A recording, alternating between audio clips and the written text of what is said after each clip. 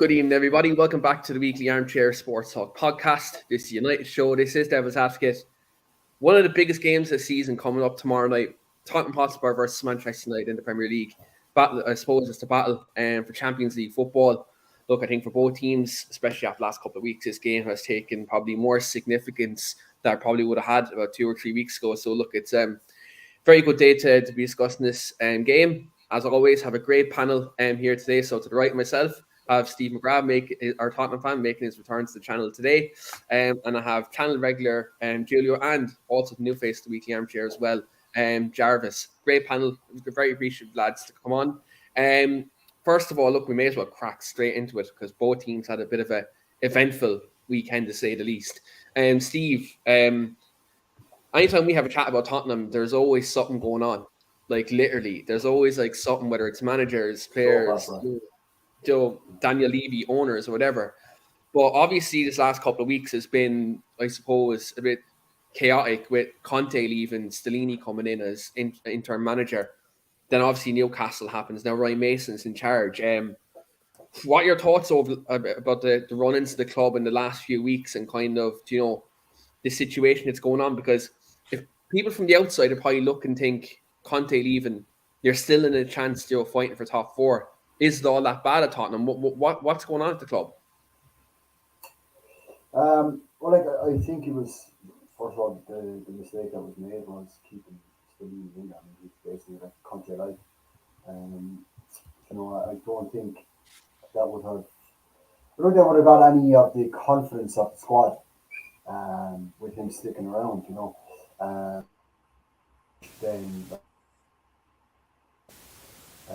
But Mason understands.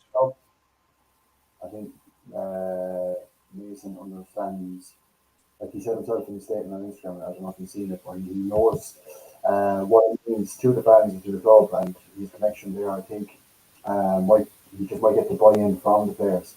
He didn't do too badly the last time around as well. He took over from Jose.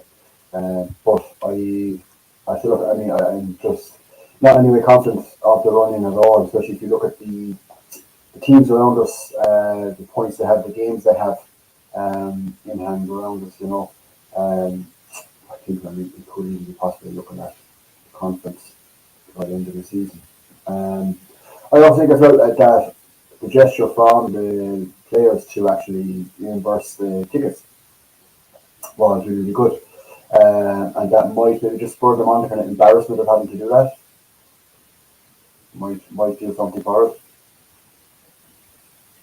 Yeah, sorry, the last bit there just broke up, Steve. You said something about the players reimbursing the fans, the away fans that travel to Newcastle on Sunday. Yeah, I just think the gesture of doing that probably maybe was a bit embarrassing for the players to have to do that, and that itself might be an incentive for them to go out there and have a better attitude. I think there will be a lot more positivity about the approach tomorrow night. Even say with Stellini, even more so than Conte, he was just trying not to lose games. Yeah. And there was nothing about trying to win them. I mean, we beat Brighton, but very, very lucky. And every Tottenham fan tell you the same. We're very, very lucky.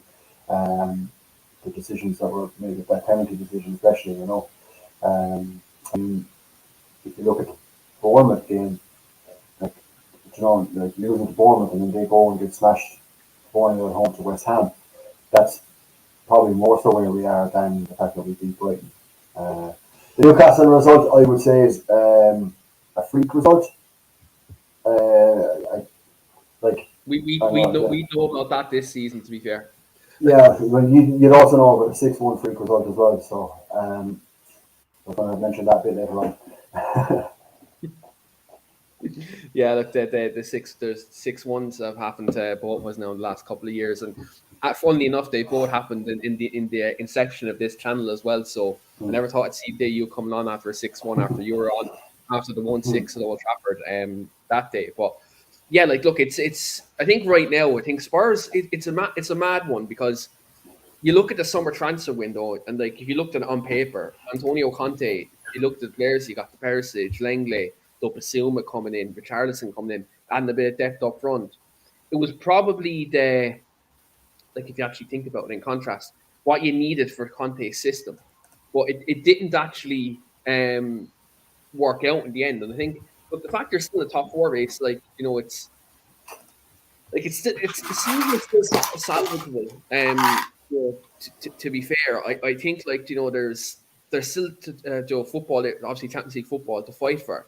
But do you find it concerning that the fact that an interim manager has been sacked in the midst of that? Do you think maybe it was a kind of a bad thing for the club not to maybe go for that permanent manager straight away, or even if they're going to bring in an interim, maybe doing something similar to what maybe Chelsea did and get someone else in rather than keeping like Chelsea could have kept Bruno in, but they brought Lampard. Now I know Chelsea probably aren't the best example to bring up in terms of results this season, but do you think maybe keeping keeping Stellini there might actually have hindered your chances of getting top four rather than, let's say, going in and maybe getting a Harry Redknapp or maybe even leaving Ryan Mason go in there a bit earlier? Yeah, Ryan Mason should have been the shout immediately. I think now immediately, like the conspiracy head, when he thinks it's just typical Levy. He was trying to save money and not have to pay out for the whole coaching staff to offload them. But the talk is that Paratici convinced Levy to leave him in there. And Paratici himself, obviously, as we see about his decision making, hasn't been great either. So I do think though that that decision to keep Stellini on, it should have either been Conte stays and whatever, or Mason comes in. But I think that Stellini appointment just cost us because there was no new manager bound to such, because they keep the same staff there, same tactics. Now I know Stellini tried the back four at the weekend, and it went horribly wrong. But again, he's never coached back four system. He's always had that three centre backs and the two wing back system. That's really all he knew, So you'd wonder, as to what kind of competency he would have had to instill that tactically into the squad, Now, Ryan Mason himself said today, he ran a 3 training sessions in 2 games. He's not sure how much he's going to be able to influence the team tactically, but I think it's just to be a much more of a positive air around the squad, I think, with him there. Yeah, I think one thing we can say about Mason, he knows the club, he knows the players, and I think it's something I think maybe the 2 lads can maybe attest as well. When Ole Gunnar Solskjaer came in as interim manager, we had that bit of a bounce, and it kind of gave the players a lift because he had that connection. So this could potentially happen with Ryan Mason and with Spurs, consequently. But look, it remains to be seen kind of what happens, and especially we know the structure at the top of Spurs. If you look at Daniel Levy over the last decade, you've seen how well Spurs done with Harry Redknapp, him, and then Pochettino came in. The Spurs became a solid Champions League team. They qualified for Champions League on numerous occasions. Yeah, and now, even in them last couple of years, Arsenal weren't getting into the Champions League and Spurs weren't. The gap was still was being breaking. Yeah. And then all of a sudden this season, Arsenal fighting for the title potentially tonight. Look, as a Man United fan, everyone knows my view on what I want to see happen tonight. But it's mad how football can turn really in the space of a couple of months. Julio, I want to come to you on Spurs because obviously, look, you're a Man United fan. But when you look at, I suppose, from the external point of view, from the outside, what do you make of the situation there? And do you see a way back from in terms of this? Do you see a way how they can rebuild? And do you maybe think it's similar to what's happened at United, that they may need a change at the top as well, similarly to us? Yeah, I mean, I find it quite comical from an outside point of view that within a month after sacking their original manager, they've sacked their interim manager. I don't think he even lasted 30-something days. And now they've got an interim manager in Ryan Mason almost. Now, it's almost similar, almost identical to the situation from 2 years ago. They sack a a manager who's known for winning trophies everywhere he goes at the time, who comes out and almost calls it how it is with some of the players he's got, and then he loses his job, and then we see Ryan Mason come in, and there's a good chance that potentially the top four race could be bottled by Spurs again. Not bottled because of the position they're in, but they almost lose out on it because of the changes. And Kane's future's up in the air, similar to 2 years ago. Now, let's be clear here, regardless of whether Stellini or Mason was going to be in charge for the United game, when we were never going to see that ridiculous back four that Spurs started with Perisic, Dyer, Romero and Porro at the back. I think Christian Romero's career has seen him play a lot of time in the back three. Now, some defenders take it like duck to water, regardless of what the formation is. But Eric Dyer is not a defensively disciplined defender. He's either good, he can do a job in a back three, but I think he's predominantly more of a holding midfielder. And because you've seen that kind of trait where he can play with the ball, he can defend a bit, but he needs discipline around him. Perisic playing at left back rather than left wing back or left wing, and similar maybe to Pedro Porro, there were a lot of problems, and Newcastle almost had a field day with it. Now, granted, it was a freak result, but looking from the outside, the club's been in disarray for a few years now, since Pochettino left, because you bring in Jose Mourinho, and then put it this way, Jose Mourinho and Antonio Conte might as well have both come out in their press conferences and gone, you can't expect me to win trophies with the likes of Davinson Sanchez and Eric Dyer playing week in, week out, every other week.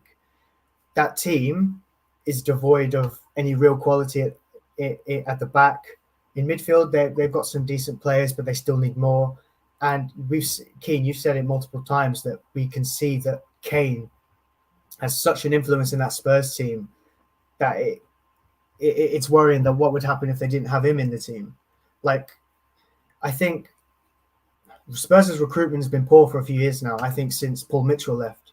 And one of the reasons he left was because he kept getting into arguments with Levy, because Levy wouldn't spend the money necessary for quality players. It's why you go from 15-20 million pound signing of Alderweireld to 42 million for Davinson Sanchez 2 years later.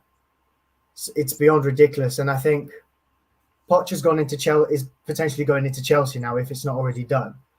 I think that the way Chelsea have set up it looks like it's going to be a competent upstairs. And I think we've seen over time with United and other teams that it doesn't matter what you've got on the pitch. If you haven't got a competent upstairs, it all comes from the top. If you haven't got it at the top, then what's to say that you'll have it downstairs? So a serious change needs to be made at the top, whether it's new owners, new chairman, whether it's Daniel Levy sucking his pride and just deciding to go with people who he will actually listen to them, as opposed to getting someone in and saying, well, no, I don't want to do what you recommend. You may know more about this than I do, but I don't want to do that. So there's a lot of problems at Spurs, and a rebuild job is necessary, but a rebuild needs funds. And Spurs are starting to fall a bit behind when you've got the likes of Newcastle coming forward with all their money. You've got other teams trying to break into the top six as they have done. United could potentially have new owners.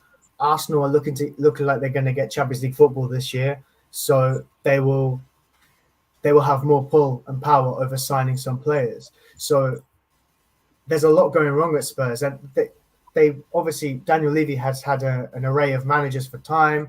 Then he settled with Harry Redknapp. Then after Redknapp, they had unsettlement with managers. Then Pochettino came in. So they've had, and they're in that spell now where between two long-term managers, they had that constant change of managers every year and a half, 2 years. So Levy really needs to get this appointment correct. And who he brings in, there needs to be a long-term vision and a sense of patience, because there is an overhaul needed, especially at the back. Questions about the goalkeeper all year, the defense, depending on what system you play. There's a couple of good players in midfield, but they need more in there. And then up front, there's a chance we might see Harry Kane, arguably their best player, leave. what's going to happen? Because you've got Richarlison on the bench, who I think if he starts every week in the right system might do well, but he's not scored a league goal all season, has he?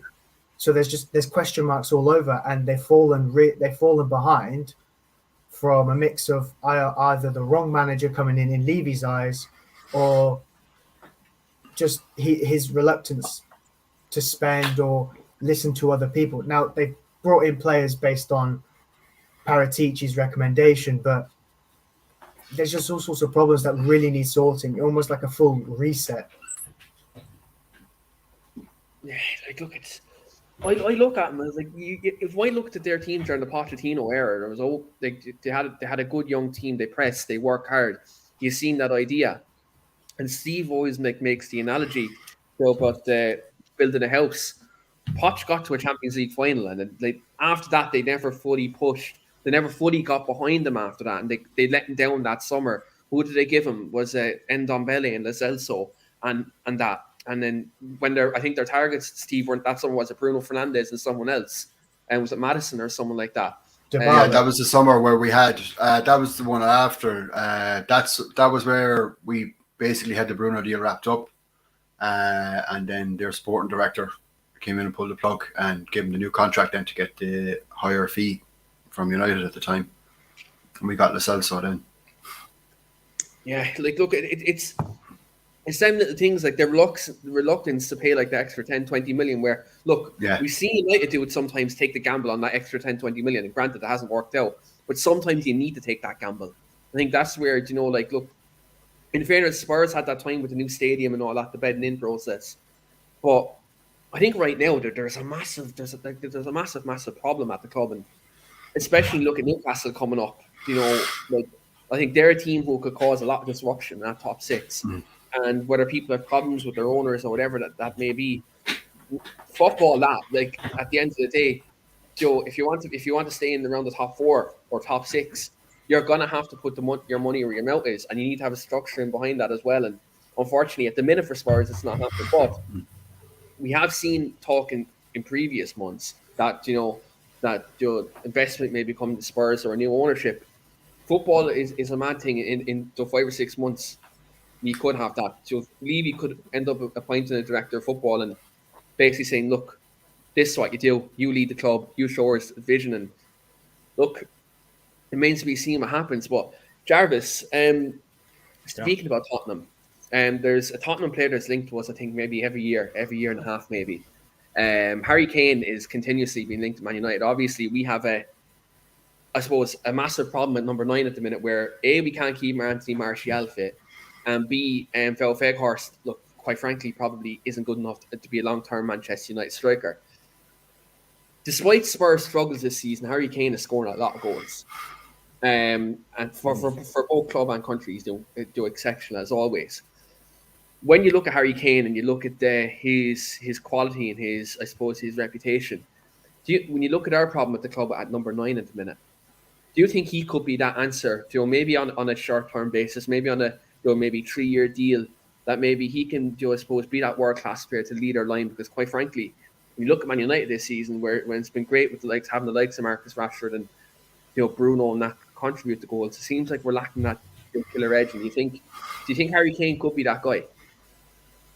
Well, Harry Kane, he's probably the best striker in the Premier League in the last 5 years. So I believe all of the top clubs would love to have Harry Kane in their lines. But,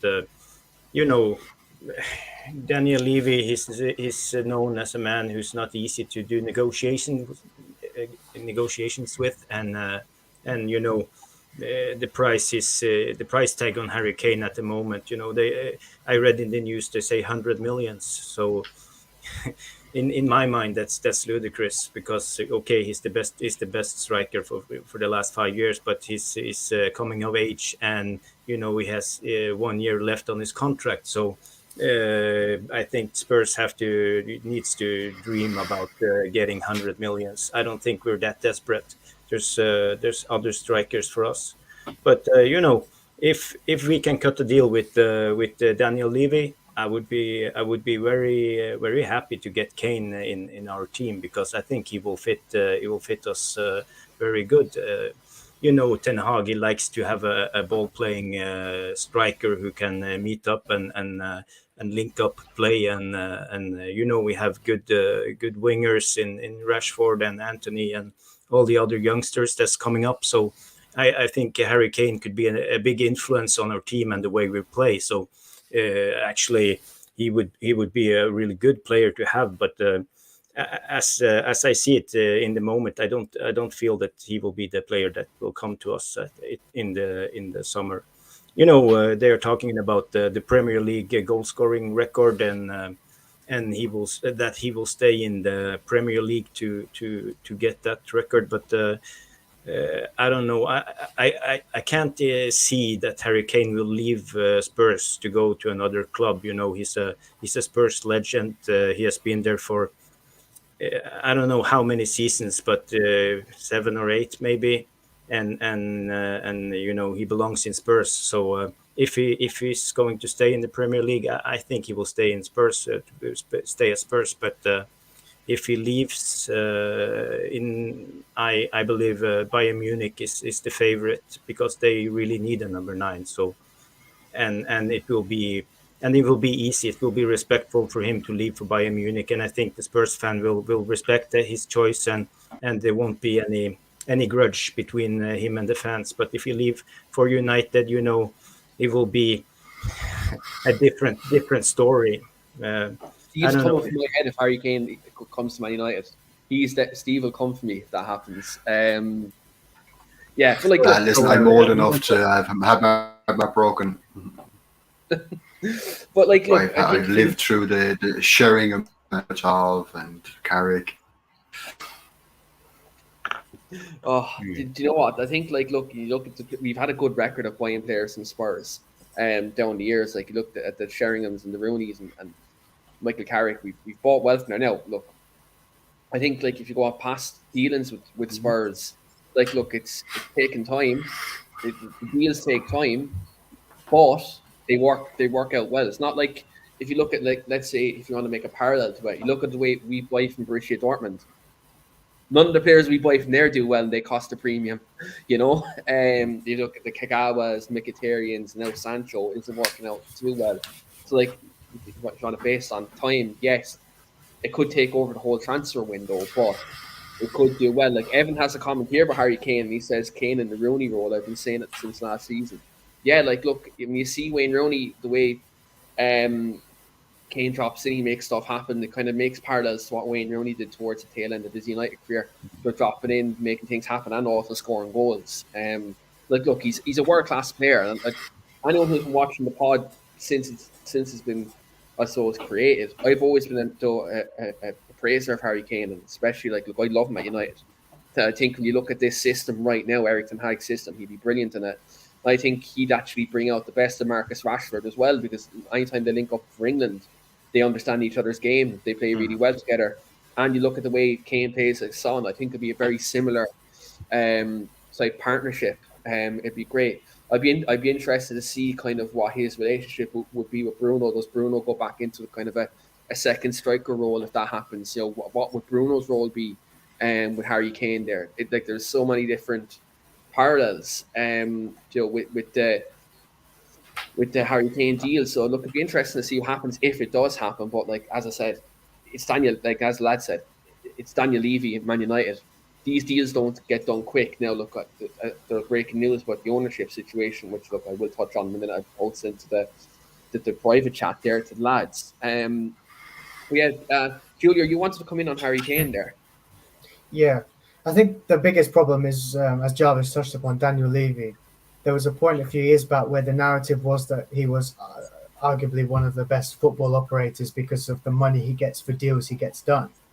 But we're starting to see that over the last few years regarding his personal recruitment and offloading players. And I think that the problem is that he's not that, because Kane's move to City, or Kane wanting a move, in fact, to be honest, there's two problems here with United trying to get this deal done, which is, A, the report is apparently Levy will ask for 80, 60, 70, 80 million from European clubs and then 100 from Premier League clubs. But even then, there's a good chance he'll still reject 100 million pounds from a Premier League club. And the other, so him being stubborn and him just, because I think Levy will have it in his head that because Kane is so professional, which is the second problem, he thinks, well, if I keep Kane long enough, he'll eventually sign the contract. Because Kane being too professional comes down to what he's like asking for a move and what his thing is with his agent. His agent is his brother. Now, when there's obviously, we know the story that his brother renegotiated a contract in 2018, I think it was. No release clause, no buyout. No buyout,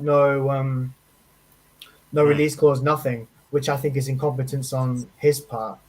And I think there's an argument to be had where Kane's too professional for his own good. He'll go into that office. Apparently, I think there will be a narrative, I think, that he went into the office 2 years ago and went, I want to leave. And obviously he was left out of squads and stuff, but eventually he just accepted maybe that move wasn't going to happen. Whereas other players in the past have gone as far as removing their agent, calling someone else and going, listen, can you get me this move? Because there are agents out there who are more renowned for getting players moves. So I think there could be a case to be made that if Daniel Levy won't play ball, Kane theoretically should. I know it's family and stuff, but it's very easy for me to sit here and for me to say, like, Kane, sack your brother as your agent, tell him no hard feelings. I just want to get this move done, and you're not seeming to be able to do that for me. So I don't know who he could go to for that. But I think the problem is Daniel Levy being stubborn with the price and Kane just being too professional for his own good. There's no way he's storming into that office going, that's it, I'm done here. I want to leave. Get me out of this club now. Steve, what's your thoughts on Harry Kane? Like, I suppose, like, from a Spurs point of view, probably want him to stay. Like, look, no shit, he's the best striker in the league, probably the world, alongside Erling Haaland right now, as pure number 9s. Go boy. Do you look at keeping him? Like, do you look like at this from point of view of get the 100 million from Kane, then you have your own money to spend, and to maybe, like, you've seen previously how Tottenham have been shrewd in the market before. I know there's been other signings there, but do you think could Tottenham maybe have a look at the perspective of selling Kane, cashing in before the potential decline, and do they maybe even look at Kane like the Alexis Sanchez deal where he was world class and then United came in with that money and then, Arsenal cashed in before the decline and got rid of the wages? Where do you sit? Where do you sit in Harry Kane right now? I mentioned earlier on in the chat, I'm still leaning towards the fact that he stays. Like any of the internal kind of the Spurs journalists, any of that kind of thing, none of them have said that he's putting up a fight against a renewal. Some have hinted even today that he's waiting to hear from the club in terms of the project and that, but he is willing to listen.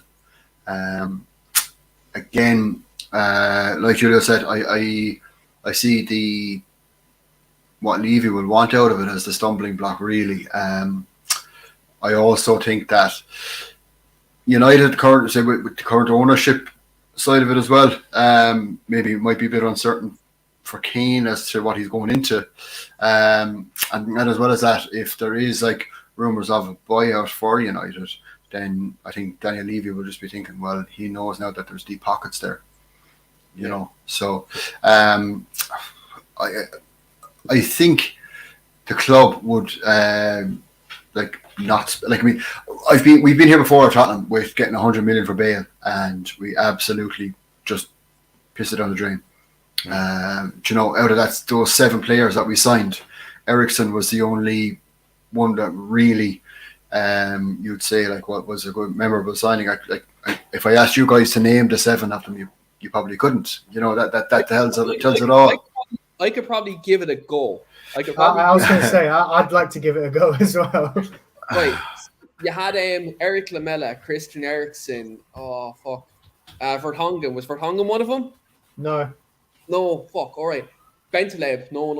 Paulinho. Paulinho was one of them. Remember Gary Neville's bet. Paulinho. Soldado. Fuck. I want to get this. It was 7 players. Etienne Capoue. Capoue, yeah. Oh, fuck, this is killing me. There's a Romanian. Oh, the slow centre half. Oh. Kirikesh. Yeah. And then and another Belgian. Moussa Dembele, no? Yeah? No. It's on the tip of my tongue, and I'm getting annoyed that I can't find it. Oh, this is killing me. Nasser Chadli. Oh, Chadli. Oh, yeah. The absolute dross in that list. Yeah, but you know, but like the biggest disappointment out of that list for me wasn't like, and Paulinho was the one that only got all the hype at the time, but Eric Lamela, like he'd been the Serie A Young Player of the Year. He'd been tearing Serie A up down the wing, like he was incredible. And then like it seems to be a thing with Tottenham when we buy these like really promising or exciting players that like they just seem to be like made a Weetabix once they sign for the club. You know, like if you look at even Ndombele, Lo Celso, both of those suffered pretty bad injuries upon signing for the club. Again, this year I was really excited with Bissouma. I really looked forward to seeing him, and he put up a story yesterday on the way he's running and everything. But like he had a fractured ankle out of nowhere. You know, Richarlison, I feel so bad for the guy. He's all heart, but he's just everything's gone wrong from this season with the injuries that he's suffered, and then the shortage of minutes that he's been getting when he's been playing. Then we've tried to play him in off the wing as opposed to his preferred role through the centre. You know, so like I think if you look at our squad, like if you looked at the squad available for the game tomorrow night, it looks very, very poor. But if we did have we've only had our full squad available for one game this season, and that was against City. And then within 7 days, we had Lloris was out for 8 weeks, Bissouma was out, and I don't know who else, but we had like for 3 really bad injuries in the space of a week. And I know every club gets injuries, but it's just those ones happen to hurt us particularly badly. Yeah, like the injury issues that they had, I think look at key positions. I think it's definitely look at United now as well. I think it's hurt you with the positions you're suffering them in. You know. Yeah, it's the same kind of thing. Like you've had key injuries, like Benton for players like that who were instrumental. Yeah. The Spurs kind of being in a kind of good spot. Let's say mid-season, pre-World Cup. Bentancur was what made us take over completely. You know, because I think Højbjerg, I like him, but I think he's too easily exploited. And if you look at any of the teams that have dominated this season, like all you have to do against Tottenham is put 3 in the middle. You know, and that's it. You know, we just don't like. I mean, especially at the moment, say Skip and Højbjerg, like that's just not a Champions League midfield. You know, if you're thinking, say, of aspiring for top 4 or trying to compete there, you know, Oliver Skip and Pierre-Emile Højbjerg aren't going to get you there. Where we did well lately, especially in the Brighton game where we went on to win it, was Mason. Used Dyer almost like Pochettino used to do, in the sense of Pochettino used Dyer as a defensive midfielder, holding midfielder, but he became a third centre back at times, and then he moved into the midfield. What Mason did against Brighton was that he basically reverted us to a back 4 and moved Dyer into that role that he played for Poch, sitting in front of the back 4, and that solidified us a little bit. Just having him there, just further up, just added that extra little passing option. And then like Dyer, his defensive capabilities are one thing, but like his long range passing is excellent. He's a really, really nice diagonal ball, nice ball over the top, and that just little thing that he was that maybe 15 yards, 20 yards further up forward gave him the ability to, and we were able to exploit that with the wing backs then and have them run onto balls. And even if we didn't produce or create as much from it, it was stretching Brighton. It was running down into the corners. It was keeping the ball down towards their goal line, you know. Yeah, like look, I think that's where they need to sort out where they do their roles, and especially like look at from Ryan Mason. Obviously, he is the interim manager now. Does he stick or twist? Does he stick with the back three, or does he go to back four? Maybe use Dyer in a hybrid role. You know, does he do something to change the shape? Because obviously there's a bit of difficulty obviously in Spurs midfield with certain injuries, and like you said, Højbjerg and Skip are having a tough time for it. Now the fact I've called him Skip, he's going to score a goal tomorrow. You know. But yeah, like look, I think Spurs do need a bit of creativity in there, especially like you said, Bentancur being gone. He did make you tick. Before we move on to United, Julio, you've one last question for Steve on Spurs. Yeah, obviously you mentioned that that absolute trolley dash of dross earlier from 2013, when through the Vale money. The one thing I did want to discuss, obviously, just quickly, like for example. Do you reckon you'd be better off taking the money? And the reason I ask for Kane, and the reason I ask is because the two most expensive players in that list for 2013 were 25-30 million pound players. Whereas now, if you want that kind of standard of player, they're like upwards of 50-60 million pounds. Now, not to mention the fact that Danjuma, Kulusevski, and Porro are all options or obligation to buys, aren't they? So they're not permanent. Yeah. So would you reckon you'd be better off maybe selling Kane for 100 million, maybe, give or take, potentially add that on top of Daniel Levy's potential budget of 60, 70, 80 million, maybe. It might be less because maybe no Champions League football. And would you think it would be better? Because you need to offload players as well, and there's not a lot of resale value there. So do you reckon you'd be better off keeping Kane or taking the money and investing that wisely into 4 or 5, 40, 50 million pound players that can almost build a new spine in that team? I definitely, I don't really trust the club, number one, to like spend the money well. But also, I like Spurs are, as much as like you say like that, like Levy is tight and all those things. We're in an incredibly strong position financially.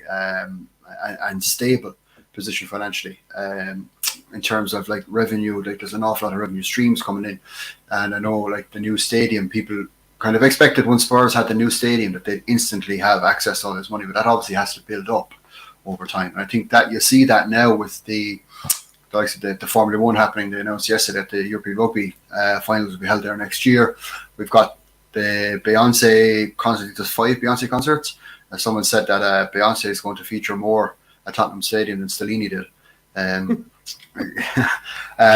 But like another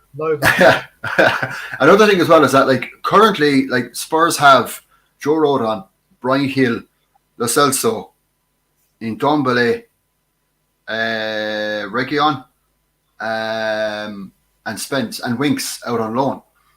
And Udogi's coming but he's coming in. But the reason I mentioned those other names is because they're potential outgoings. That like there's, even if you took, let's say, almost bottom dollar for them, you're going to get 100 million probably out of the 6 or 7 of them. Do you know? So I don't think that there's any pressure on Spurs like having to sell Kane for from a financial standpoint. The only thing is obviously we have the potential to lose him for nothing less next summer. Do you take that risk that maybe United are trying to do with the players now? Like, I think so. Like, look at even United with Harry Maguire right now. Look, we're not going to get 80 million for him. I think, look, that's definitely it. That's a fact. There's no way you can point even in that. But will United take that risk until next year or the year after? I think he has the option, don't he, to extend for an extra year, Harry Maguire. But like, we could be in a similar situation as well. Like, it's a risky situation. I'm interested to see what happens, especially like, look, there's talk that Jim Ratcliffe is going to give the Glazers investment. Look, I'm going to be honest, that's not going to go down well. And I'm forever blowing bubbles right now as well. West Ham have gone 1-0 up That's absolutely great. But yeah, like, look, it's interesting to see what happens at United's ownership situation. If, like, if we get the Qatar ownership, are the funds going to be there within financial fair play regulations? So what does this mean with Jim Ratcliffe potentially coming in and giving the Glazers investment? Look, remains to be seen. But look, if we talk ownerships all night, look, I'd have a 12-hour stream here lined up, and if I was talk about United and Spurs and Spurs. Yeah, Jesus Christ. We'll talk more about football, though, Jarvis, because we did have a semi-final on Sunday. So I suppose wasn't the most entertaining game in the world, but we got through extra time and penalty. Do you have any concern? Obviously, look, Spurs are on the back of a defeat, and we've seen when we've had big defeats this season that we've bounced back, and they've kind of given us a kick up the hole to play well. Do you think it could be a similar situation where those Spurs might have that bounce against us? And do you think we may be suffering from fatigue as a result of playing in the semi-final on Sunday as well? Yeah, we had 120 minutes, but it was a game with the tempo wasn't the biggest, so I think the players will be fine. We sat back and we had control of the game. Brighton was pressing us a little bit, and we were pressing Brighton. So I think we were good. The only thing that concerns me is Bruno, because Bruno had a little injury. I think he sprained his ankle or something like that. But we will. Bruno is one of the players that we have backups for in Sabitzer. So I think we will be fine. The only thing that worries me for Thursday is if Maguire is going to play, because he's becoming a liability, and I'm afraid that Keane will exploit Harry Maguire's weaknesses if he plays. So Maguire is a good player, but he spreads insecurity to the rest of the guys, and the link up with Shaw and the Swede was okay last game. They had a great partnership, so I hope Ten Hag will keep it, because I think they can stop Harry Kane, and at least and don't forget Son. He's finding his form slowly. Has scored a couple of goals the last 4 to 5 games, and the best player in my mind in Spurs in the last season, except of Kane, has been Kulusevski, and now the Swede is back.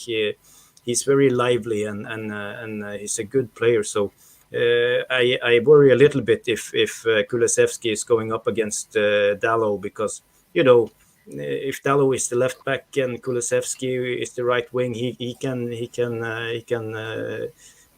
make problems for Dalot. So that will probably be the weak point in our defense if Maguire don't play, of course.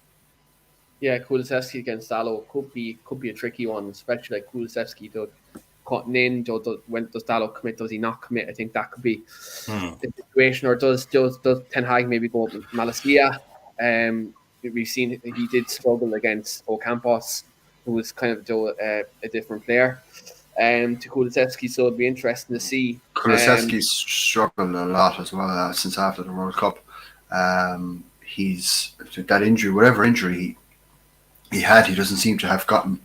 I don't know, is it just a mental thing? He doesn't have the confidence that he had last season, where he was just like, he doesn't have big pace, but his decision making was excellent, and he was able to just like glide past players and shrug them off. But he just hasn't had that the last while. Now, I don't know, say maybe what restrictions were imposed on him from a tactical point of view. I know Son alluded to that as well after he scored against Brighton.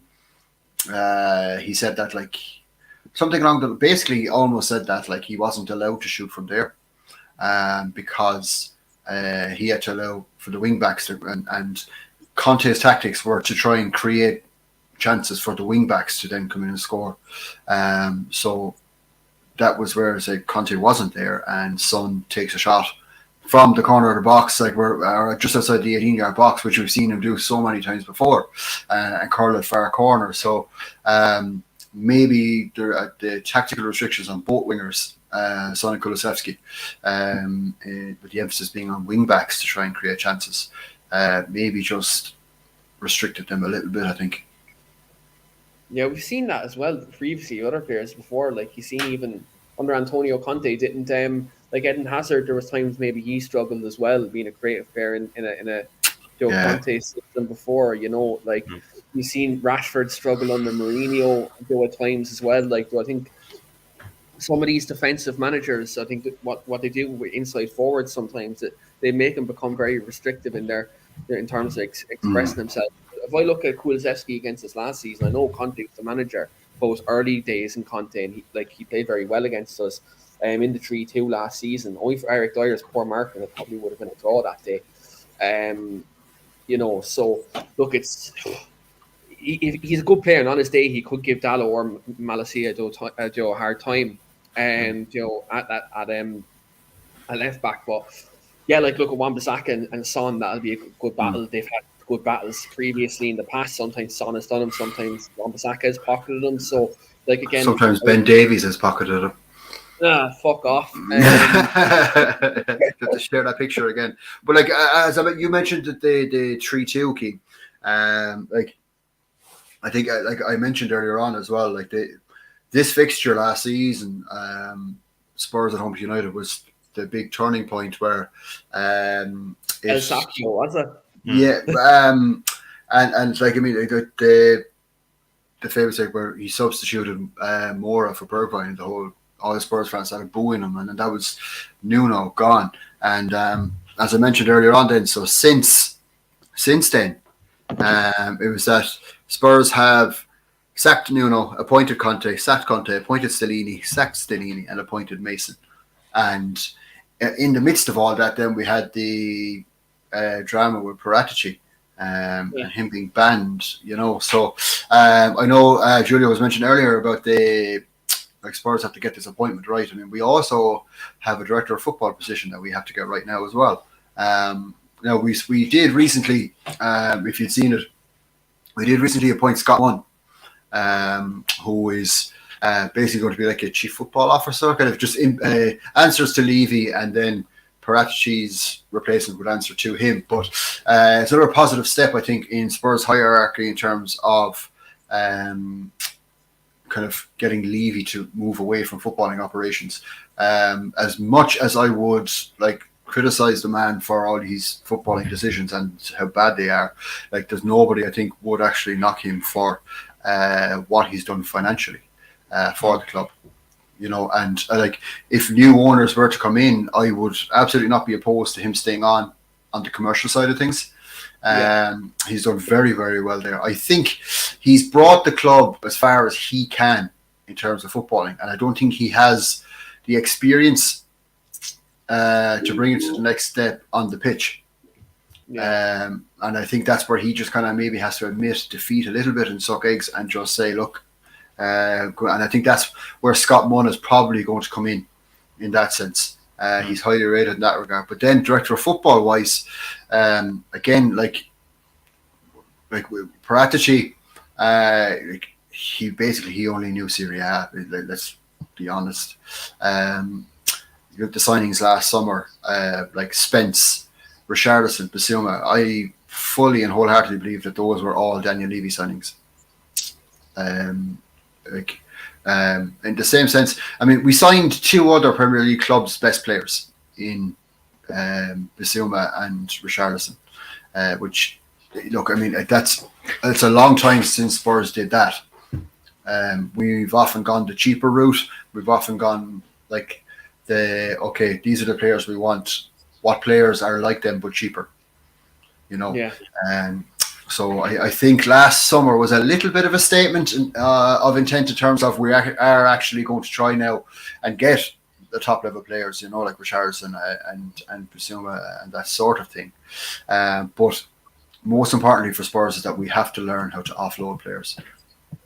And I know it's something like anyone. I know, okay, but like anytime I'm ever on this show, I always mention the thing I loved about Alex Ferguson was that he didn't care. He just knew when a player had done whatever he needed them to do for him, and he got rid. I will remember the days like the likes of Jap Stam. I remember the shock at the time. He's going like, he's selling him Beckham, and like there was very, very few, if any, examples there where Ferguson got it wrong when he let a player go. The only one he admitted weren't it? Stam was the only one he admitted that he got wrong. I think that was the only one he said he wishes he didn't do. Yes, but did United suffer for the fact that he was gone? No, that's what I mean. Like even I know there might be a mad comparison, but if you look at like Brighton at the moment, like they sell off their top players and they just get some Peruvian who's like 2.5 million, and he's incredible. That's the sort, like back in the day, United had that kind of recruitment. You saw like some of the young unheard of players that they brought to the club, and they just excelled. So, but again, that came from a really good backroom setup. United at the time had a very good hierarchy at the club, before Glazers. So it's very difficult to do nowadays. I know when you're up against oil and petrol money, but I think it's something that Spurs will have to look at. Maybe just open those purse strings just a little bit more. Yeah, they're going to have to if they're going to need to compete at the top. And even look before, if we get new ownership, we're going to have to do it. Let's say the days of stay, there's going to have something's going to have to give there as well in terms of getting someone in upstairs to look after the football operations. I think you look at the likes of Richard Arnold and John Murtaugh at United, they're not cut the mustard. As much as Richard Arnold loves replying to fans' emails, he certainly isn't enough. But on that, we will go to all of our expected teams to start. First of all, Trevor, I'm not going to the game, and I've never been stopped. Trevor likes this little team where I'm getting stopped at the airport every time I go to a United game, and there's a huge guards about. This is not the case. And again, Trevor, you're getting done for slander one of these days. I'm telling you, if I get an expensive enough lawyer, you're getting done, mate. You're getting done. And then Mark says in the comments, did you know that Steve is the resident DJ? That's what he is. And then Sean says in the comments here, no, it's the wrong comment. And then Gabriel Hines say Forlan Varane. Yeah. Hines say Varane. I loved Juan Sebastian Varane. As much as I didn't like United at the time just because they were winning everything, but Varane, I loved. The guy it was just all like just fire and passion, and but he had it on the ball as well to back it up. Yeah, he did. He was a brilliant technical player. One thing that was unfortunate with him is that he just had Roy Keane and Paul Scholes to compete with, and United were playing a 4-4-2 at the time. It was just. That one was really unfortunate. I know. Like, look, he was a quality player and he done well elsewhere, but it's just again, it's a classic case of Manchester United signing players and not working out in some occasions. And look, the Weekly Armchair Sports Talk wants to know: does Julio look like Roy Kent? Apparently, there's a conspiracy going around at the minute that apparently Julio is the head of Roy Kent from Ted Lasso. Now, to be fair, I see this sort of resemblance now. Izzy is angry. I don't think so. I don't think he's as hot-headed as Roy Kent, but I think you're on mute. When that whistle blows for the first minute on the pitch, it's a different story. I promise you. But yeah, like look, he's a resident Roy Kent now, and he's going to discipline us all on the channel. But on that, guys, I do want to move to our starting 11 score predictions for tomorrow. Sean says Jarvis has a total wolf vibe going on, top man. I'm just getting that picture of Drive to Survive now in my head. That's a comment. But yeah, like look, we'll move to our starting 11 and score. Tomorrow night he's going to be screaming like, "No, Harry, no." No, Harry, no. On that, we'll get Jarvis and Julio's team, then we'll move to Steve's team and then score prediction. So, Jarvis, I'm going to give you the back four and the goalkeeper. What's your predicted goalkeeper and the back four tomorrow, Jarvis? Yeah, obviously De Gea is going to start in goal, and right back is going to be Aaron Wan-Bissaka.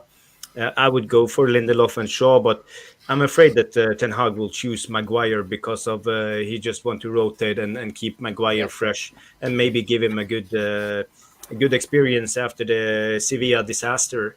But Do you think he might choose Maguire? Sorry to interrupt, but do you think he might choose Maguire because he would hope he'd have familiarity with Kane from the England setup? yeah, he might. But the thing why I think he will choose Maguire is because Maguire is more physical than Lindelof. You know, Lindelof is a little bit lightweight. He can't be that physical. So maybe he feels that he need Maguire's physicality against Kane.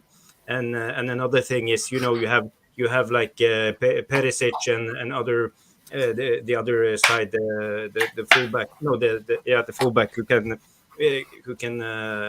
cross really nice. So maybe he need Maguire in the aerial duels against Kane. So I have a sneaking suspicion that he will start Maguire, but I would choose Lindelof and Shaw. And on left back, I would keep on Dalot because I'm not concerned that Dalot played a lot of minutes against Brighton, and you know Dalot has shown, especially before the World Cup, that he could play a lot of games, and he has the stamina and training needed to play a lot of games. So those will be my preferred back four. But you know, I'm afraid that Maguire will start. I get PTSD every time I see a back four of, like, let's say goalkeeper behind them, and then I see, let's say, a centre half partnership with Lindelof and Maguire. So I just know every time the ball goes back to the three of them, my anxiety levels just go through the roof. And I'm not going to start because people think I have an agenda, and it's not. It's just I'm not going to go there. Midfield three, Julio, what are you choosing? I actually feared the worst on Sunday regarding Bruno Fernandes going off, because given that it's extra time and you think penalties are around the corner, you think Bruno Fernandes, arguably being our best penalty taker, would be the first or second one up to take the penalty. But from the sounds of it, it sounds like, I fully expect him to start tomorrow in the midfield three with Casemiro and Sabitzer. Casemiro, Sabitzer, and Bruno. Ooh, no Christian Eriksen. Interesting. I'll take the front three. Fingers crossed he's still fit, so I'll go Martial, Anthony, and Rashford. I did at the game Sunday. One thing I did see about Rashford is you can tell he's not 100% fit yet. So I think they've kind of rushed him back from the injury. I think like in the last couple of games he's played. It's like PTSD from the Ollie era. They rushed him back from injury. I did see parts of the sharpness, like match sharpness wasn't there. But yeah, look, it was concerning. But look, I would go with that front three if Rashford, if you can get him in there and he can play well. Look, I think him against Pedro Porro, if they go with a back four, there is potential for Rashford to give him a good go.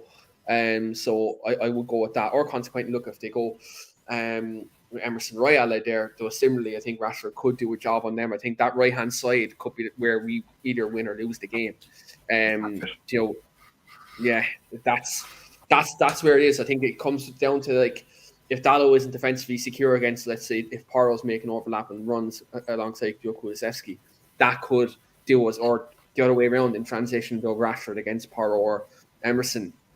That could be where we win the game. So look, that I think that area be key. And Steve, can you give us your lineup and your expected Spurs lineup for tomorrow? Yeah, well, you won't be facing Royale anyway because he's injured. He won't be fit. I think, so Mason said today that we could potentially have Clement Lenglet and Ben Davies back fit.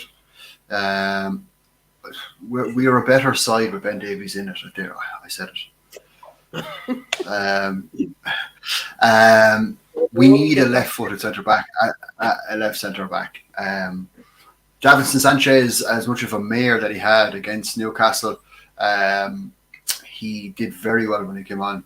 the mirror he had before against Bournemouth. He did very well against Newcastle when he came on. But I think Mason, if Ben Davies is fit, he might try the back four. But I fully expect him to go with the back five again. But what he might try to do is the Dyer moving just a little bit forward into the midfield. So I expect it again to be Perisic, Porro as the wing backs, and then he'll go with Dyer and I think Longley or Davies, whichever one is fitter, will play left centre back. Romero, Skip, Højbjerg, Kulusevski, Kane, Son. It's a very predictable lineup. I don't think Mason's going to make any huge changes to shape our tactics.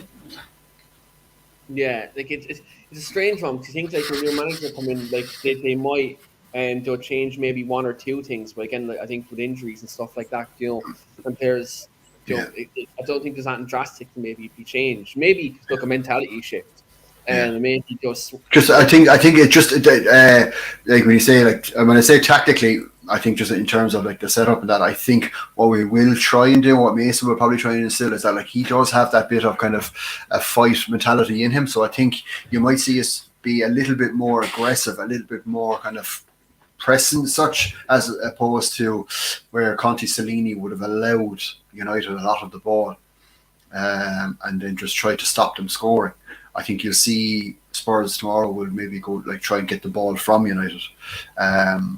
Maybe not so far up the pitch, but definitely think once United come into our half, you'll probably see us try and just squeeze a little bit more out of it. I also, one of the things that I fear is like we mocked Eriksen for the last year and a half of his time at Tottenham about not being able to beat the first man from every corner he took. So if you wanted to put a little bet on Eriksen assist from a corner tomorrow night, it's pretty much money. Yeah, Eriksen anytime assist will go Weghorst. Weghorst, yeah, because what we lack, Keane, and I've said it to you before, even before the Maguire thing kind of fell apart at United. I said that like I really liked Maguire and the fact that he's kind of aerially commanding, and Tottenham haven't had that for the longest time from a centre back. Even back to the days, like even Vertonghen and Alderweireld, like they were incredible. Like with the best defence in the league at one point for that season. They still weren't very aerially dominant, and Spurs don't play many crosses for headers, so I don't know if I think Ten Hag will know that too, and I don't see him going with Maguire, I think, tomorrow night. Yeah, it's one of them. I think Maguire could play, but I think it depends what Ten Hag wants to do. If he wants to play a proactive system, wants to play at a quick tempo away, Maguire can't play because Maguire will take 2 or 3 touches too many, and then the effect is there. Before we get to score predictions, Mark says Steve enjoys reading people's song requests, and especially lists. If anyone is out in Limerick over the weekend, make sure to bring a list of songs up. Steve there in 101 there in Limerick. Yeah, but on that, we get everyone's score predictions. Steve-O, what's your prediction for tomorrow? I'm quite pessimistic, but I think there will be goals. I'm going to say, because I never once backed against Spurs on here, so I'm going to say 2-2, which is of no benefit to either club. Yeah, look, I think for us, there would be a point ahead in Newcastle. Then, wouldn't be great. I think a win for us, I think, would pretty much nearly solidify top 4. If let's say Liverpool's result kind of goes pear shaped tonight, I think that would 100% solidify it. Especially with the Newcastle game not being gone as well. Julio, what's your score prediction for tomorrow, pal? I'm a little bit unhappy that Steve's just stolen my thunder because I was going to go with a 2-2 draw as well. You can still I've been criticised on the show before for saying something someone else has said. I actually think it will be a 2-2 draw, and if it's a victory, I think there'll be goals in the game, like Steve said. So I think it'll either be a 2-2 or a very narrow United win, but from a bit of luck. So he's going 2-2 draw, or maybe United get a lucky win against Spurs. How many of them have we got down the years? You're left Clattenburg to allow Nani to just pass it into the net whenever he wants to. Or the Roy Carroll one as well. Don't say that name. Jarvis, what's your score prediction for tomorrow? Yeah, first of all, I just want to address Julio's midfield trio, and if I could choose, I would put Fred in there, because I think it's time for Fred. He was very energetic when he came on against Brighton, and I think Fred could play a vital role, especially against Spurs. He battled it out against Skip and Højbjerg and the other Spurs midfielders when we played at Old Trafford. He was excellent playing that game. He was everywhere. So I would like to see Fred in that midfield. And if Fred plays and not Maguire, the score will be 3-1 United. Jarvis confident 3-1 United win with a Fred madness. Absolutely love it. Mark says 2-1 United with a Velvet Veghorst brace. I think this is either Mark Biggs or Greg Chambers after hacking his account. Maybe Greg Chambers, that AI Snapchat person, and he's after hacking Mark's account there. I'm gonna go. I said 1-1 all day. I've been thinking. I've thinking like it's 1-1 draw written all over it. But I'm slightly a bit more confident. I'm gonna go 2-1. And I think Bruno might do a Vince McMahon tomorrow and take off the leg brace, and magically he'd be fit to play tomorrow. Because Ten Hag said we'll have to have a look at him, but I don't see a scenario where Bruno Fernandes has a possibility of playing and he doesn't play. I don't see that at all. If he's anyway fit, he's going to play. Now hopefully that's not me putting the mockers on it now and he gets an injury for the cup final. But look, if he's fit, I think his creativity, especially if Spurs do try press us, and there could be space in midfield. I think Bruno could be that guy to help unlock that defence, and maybe link up Martial and Rashford to score. So I'll go Bruno Fernandes anytime with my 2-1. But on that note, guys, we will wrap it up there for tonight. Do follow all the lads there on Twitter. Their handles are on screen, bar Jarvis's, but I know his username is Bowl 77. So do follow Jarvis as well, and do make sure to like, share, and subscribe as well. And also the details for Sunday's protest for the Villa game are in there, and from 1958. So make sure to check that out. If you are going to the game on Sunday, all the arrangements are in there as well, and they will be on with us on Friday as well, and to discuss obviously the protest and other things as well. And so look, if you are traveling to the game, go to the protest. If not, the details for the online campaign are also there, so make sure to check that out as well. But thanks very much to Steve, Julio, and Jarvis for coming on. Hopefully it's a good game tomorrow, and unfortunately for Steve, hopefully 3 points for United. But look, hopefully football wins tomorrow more than anything. But until then, guys, we'll see you later.